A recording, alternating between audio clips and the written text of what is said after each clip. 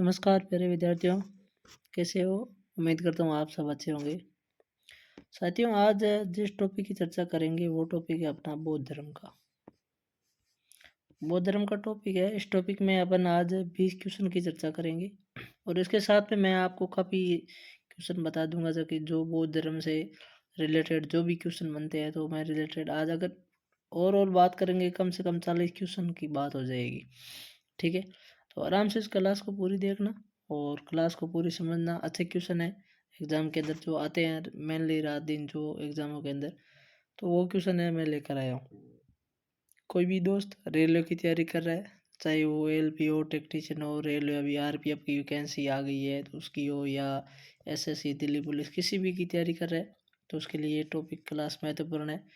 अपने रेलवे के लिए स्पेशल जो ये क्लास है चल रही है टॉपिक वाइज क्वेश्चन की।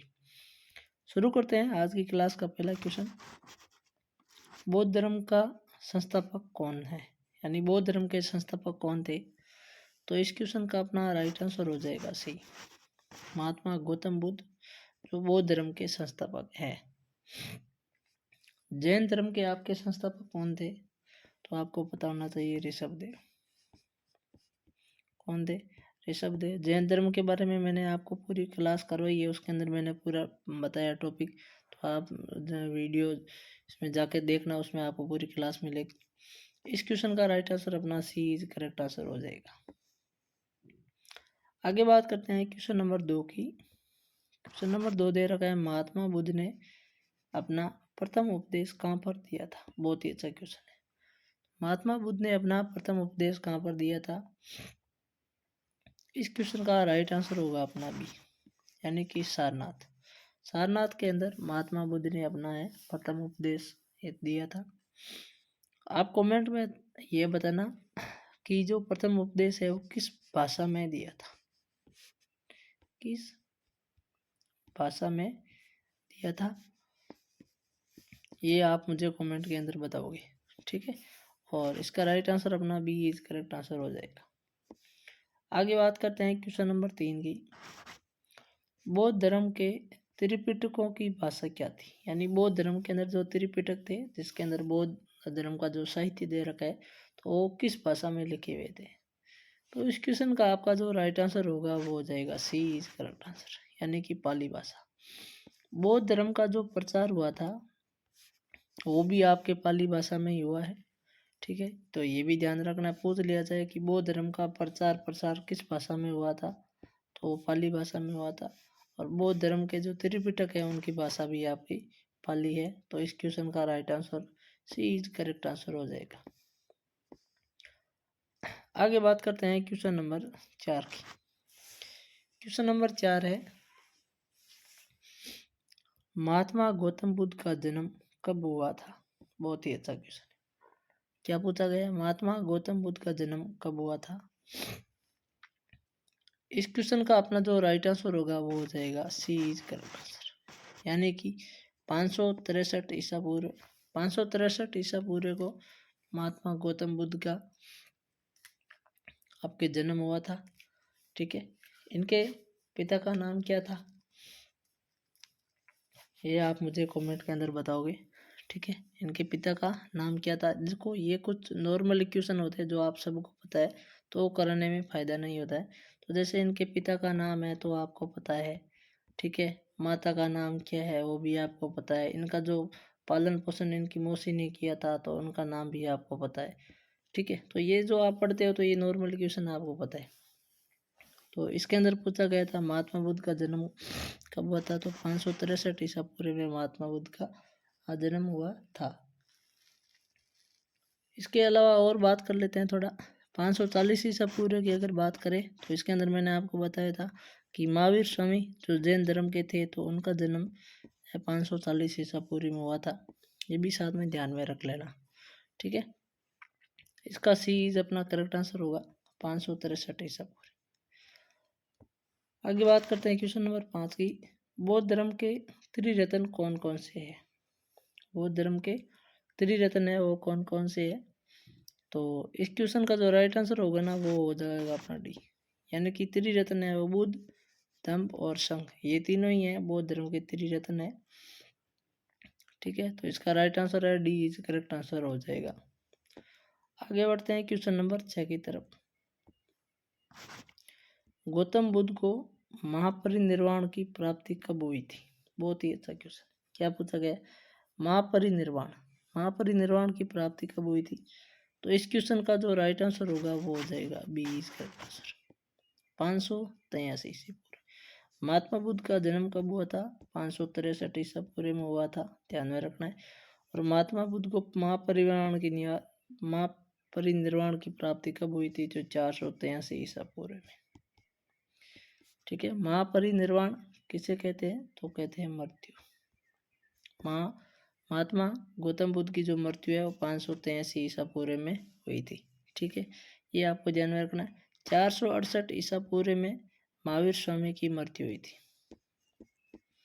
महावीर स्वामी की मृत्यु हुई थी, जो जैन धर्म के अंतिम प्रवर्तक थे। ठीक है, तो उनकी मृत्यु हुई थी। इसका अपना राइट आंसर है बी इज करेक्ट आंसर हो जाएगा, 483 ईसा पूर्व। आगे बात करते हैं क्वेश्चन नंबर 7 की। क्वेश्चन नंबर 7 पूछा गया है, महात्मा बुद्ध को किस नदी के किनारे ज्ञान की प्राप्ति हुई थी? बहुत ही अच्छा क्वेश्चन है। महात्मा बुद्ध को ज्ञान की प्राप्ति किस नदी के किनारे हुई थी? इस क्वेश्चन का राइट आंसर हो जाएगा अपना सी इज करेक्ट आंसर, निर्जना नदी, जिसका अन्य नाम क्या था? फल्गु। निर्जना नदी फल्गु। और कब हुई थी? तो जो बुद्ध पूर्णिमा थी उसके दिन हुई थी। और आपका जो कौन सा वृक्ष पे? तो पीपल का वृक्ष था, पीपल का पेड़ था, जिसको बोधि वृक्ष भी कहा जाता है। क्या कहा जाता है? बोधि वृक्ष। तो बोधि वृक्ष के नीचे निर्जना नदी के किनारे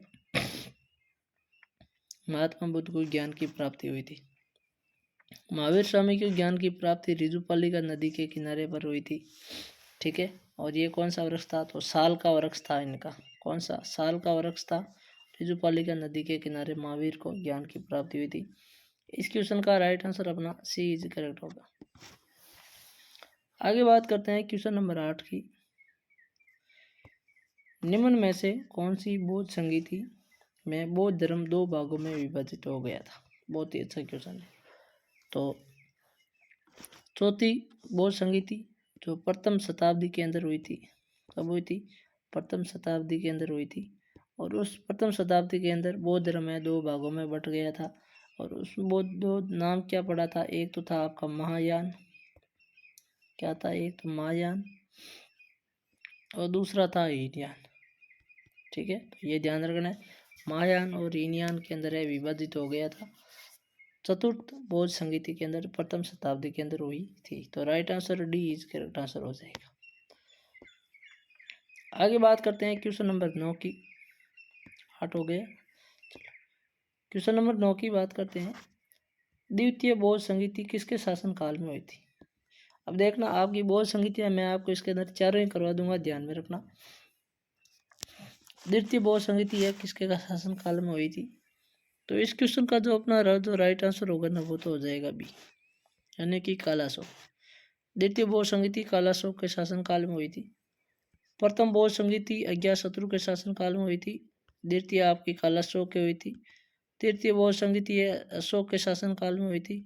और चौथी है वो कनिष्क के शासन काल में हुई थी। ठीक है, तो चारों बौद्ध संगीतियाँ ध्यान में रख लेना। इसका राइट आंसर है आपका बी हो जाएगा, बाकी ये तीनों बी साथ में याद रखनी है। आगे बात करते हैं क्वेश्चन नंबर 10 की।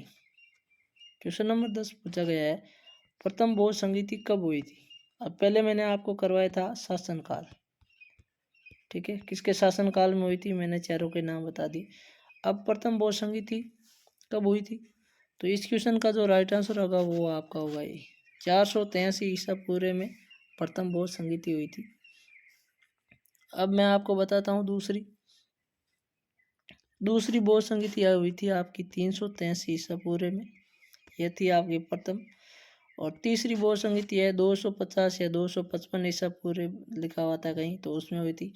और चौथी आपकी जो हुई थी वो हुई थी प्रथम शताब्दी की। ठीक है, तो चारों बौद्ध संगीति याद रख लेना।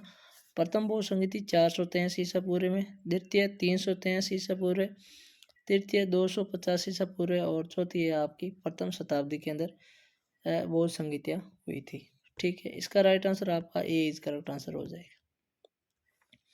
आगे बात करते हैं क्वेश्चन नंबर 11 की। तृतीय बौद्ध संगीति किस स्थान पर हुई थी? अब बात करते हैं स्थान की, किस स्थान पर है तृतीय बौद्ध संगीति हुई थी। तो इस क्वेश्चन का जो आपका जो राइट आंसर होगा ना, वो हो जाएगा आपका सी इज करेक्ट आंसर होगा। क्या हो जाएगा? पाटलिपुत्र। तृतीय बौद्ध संगीति थी जो आपकी, वो पाटलिपुत्र के अंदर हुई थी। अब देख लेना इसका क्वेश्चन बाकी के। जो प्रथम बौद्ध संगीति है जो आपकी है वो राजगृह के अंदर हुई थी। द्वितीय बौद्ध संगीति है जो आपकी वैशाली के अंदर हुई थी। तृतीय बौद्ध संगीति थी जो आपकी कहाँ पर हुई थी, यहाँ लिख लेता हूँ मैं, पाटलिपुत्र के अंदर हुई थी। और चौथी जो आपकी हुई थी वो हुई थी कुंडलवन। कुंडलवन जो कहाँ पर है? कश्मीर। कुंडलवन कश्मीर के अंदर है और चौथी बौद्ध संगीति हुई थी। ठीक है, तो कहाँ कहाँ पर हुई थी स्थान भी मैंने करवा दिया है चारों। इस क्वेश्चन का जो राइट आंसर है वो तो पाटलिपुत्र है। बाकी इसके अलावा पहली राजगृह, दूसरी आपकी वैशाली और चौथी कुंडलवन कश्मीर के अंदर हुई थी। आगे बढ़ते हैं क्वेश्चन नंबर 12 की तरफ। अब बात करते हैं अध्यक्ष की। देखो कब हुई थी वो करवा दिया, किसके शासन काल में हुई थी वो भी करवा दिया, और किस स्थान पर हुई थी वो भी करवा दिया। अब बात करते हैं अध्यक्ष। प्रथम बौद्ध संगीति के अध्यक्ष कौन थे? इस क्वेश्चन का जो अपना राइट आंसर है वो क्या हो जाएगा? ए इज करेक्ट आंसर होगा, यानी महाकश्यप। प्रथम बौद्ध संगीति के जो अध्यक्ष थे वो महाकश्यप थे। द्वितीय बौद्ध संगीति के जो अध्यक्ष थे वो आपके कौन थे? सबाकामी थे। तृतीय बौद्ध संगीति के जो अध्यक्ष थे वो मोगली तीस थे। और चौथी जो आपके बौद्ध संगीति थी इसके जो अध्यक्ष है वो कौन थे? वसुमित्र थे। ठीक है, ये भी आपको ध्यान में रखना है। तो इसका जो राइट आंसर है आपका ए हो जाएगा महाकश्यप, द्वितीय सबाकामी, तृतीय मोगली पुत्रतीस और चौथी आपके वसुमित्र। तो ये भी आपको बाकी के तीनों याद रखने हैं। ठीक है, तो आई होप ये भी आपको समझ में आ गया होगा। दोबारा बता देता हूँ, थोड़ा आप रिपीट कर देख लेना। यहाँ पर किसके शासन काल में हुई थी, तो चारों नाम रखना है। प्रथम अज्ञातशत्रु, तृतीय कालाशोक, तृतीय अशोक और चौथा कनिष्क। कब कब हुई थी? तो प्रथम हुई थी आपकी 483 में, द्वितीय हुई थी 383, तृतीय 255 और चौथी प्रथम शताब्दी के अंदर। किस स्थान पर हुई थी? तो पहली राजगृह, दूसरी आपकी वैशाली, तीसरी पाटलिपुत्र और चौथी कश्मीर में। अध्यक्ष कौन कौन से थे? तो प्रथम के महाकश्यप, दूसरे के सबाकामी, तीसरे मोगली लिपुत्तिस और चौथे वसुमित्र। ओके, आपको समझ में आ गया होगा। अगर ऐसे भी अगर नहीं आया तो एक बार वीडियो को दोबारा और देख लेना। क्वेश्चन नंबर 13 है, बौद्ध धर्म में निर्वाण का क्या अर्थ है? बौद्ध धर्म में निर्वाण का क्या अर्थ है? तो इस क्वेश्चन का जो राइट आंसर है वो हो जाता है बी इज करेक्ट आंसर, यानी कि जीवन मरण से मुक्त। निर्वाण या इसे कहते हैं महापरिनिर्वाण। महापरिनिर्वाण, ठीक है, ये भी कहा जाता है महापरिनिर्वाण।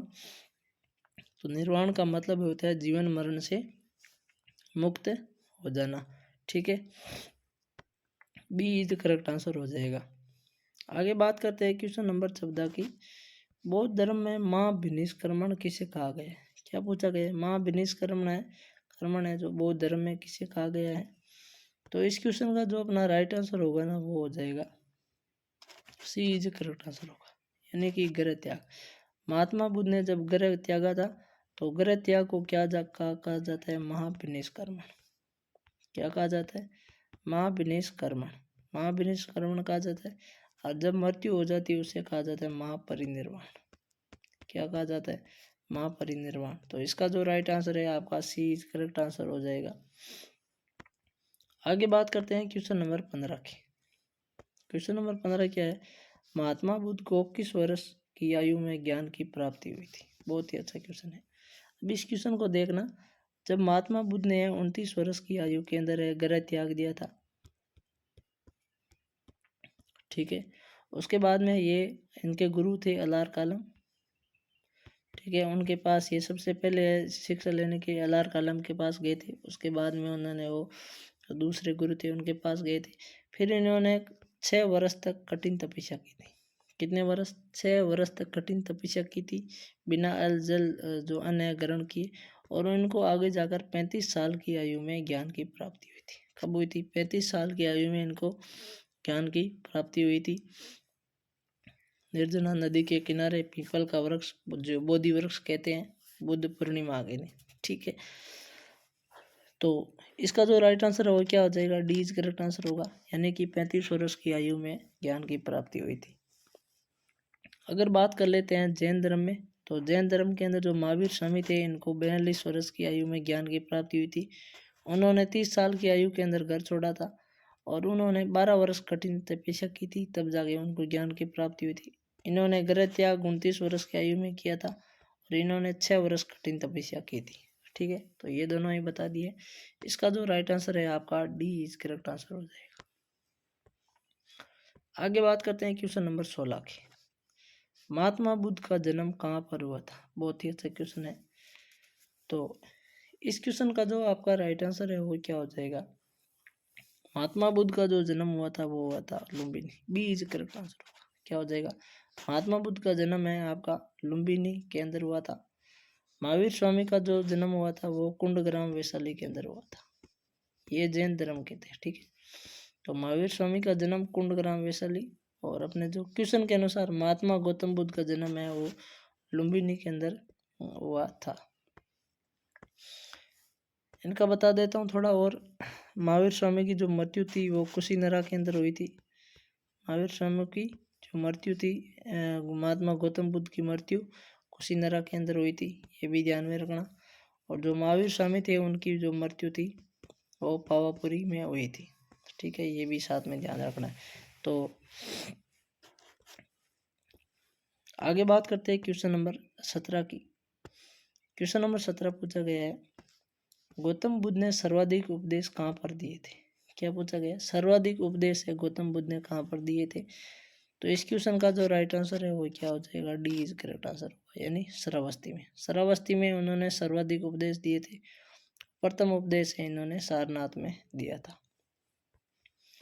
आगे बात करते हैं क्वेश्चन नंबर 18 की। बौद्ध धर्म साहित्य के त्रिपिटक कौन कौन से हैं? यानी जिसके अंदर बौद्ध धर्म का साहित्य लिखा है उसको त्रिपिटक कहा गया है, वो कौन कौन से है?